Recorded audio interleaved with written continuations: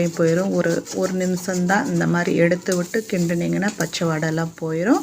பச்சை வாடை போனதுக்கப்புறம் நம்ம இப்போ அரைச்சி வச்சுருந்த நம்ம மசாலாவை இதில் சேர்ப்போம். பார்த்தீங்களா எப்படி கரெக்டான ஸ்டேஜில் கரெக்டான மசாலாவெலாம் சேர்த்து கிண்டுனீங்கன்னா எவ்வளோ சூப்பரான நம்மகிட்ட இந்த ரெசிபி ரெடி ஆயிரும். வெண்டைக்காவும் நம்மகிட்ட முழுசாக வெந்துருச்சு. இப்போ நம்ம அரைச்சி வச்சுருந்த இந்த மசாலாவையும் சேர்த்து நல்லா கிளறி விடுங்க. சிம்மிலே தான் இருக்குது.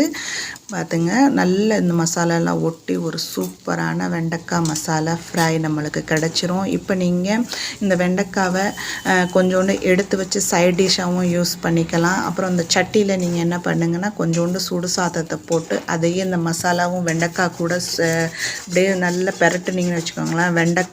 வெண்டைக்காய் சாதமும் ரெடி ஆயிரும். அதை நீங்கள் டிஃபனில் கொடுத்து விடலாம். பசங்களுக்கு சாப்பிட கொடுக்கலாம். ரொம்ப பிடிக்கும் பசங்களுக்கு. அது ரொம்ப டேஸ்ட்டாக நல்லா கமகமன்னு இருக்கும். இப்போ அந்த மசாலா போட்டு ஒரு கிண்டுனோன்னு வீடு ஃபுல்லாக அந்த மணம்லாம் கமகமன்னு பரவி எல்லோரும் பசிக்குதுன்னு வந்துடுவாங்க பாருங்கள். அவ்வளோ டேஸ்ட்டாகவும் மணமாகவும் பார்க்குறக்கும் ரொம்ப சூப்பராக அந்த மசாலாலாம் சார்ந்து ரொம்ப அருமையாக இருக்கும். கண்டிப்பாக அந்த மாதிரி ஒருக்கா செஞ்சு பாருங்கள். உங்கள் எல்லாருக்குமே பிடிக்கும். நீங்கள் நம்ம சேனலில் ஃபஸ்ட் டைம் வந்திருந்தீங்கன்னு சொன்னால் சேனலை சப்ஸ்கிரைப் பண்ணிக்கோங்க. பெல் ஐக்கானையும் கிளிக் பண்ணி வச்சுக்கோங்க. வீடியோ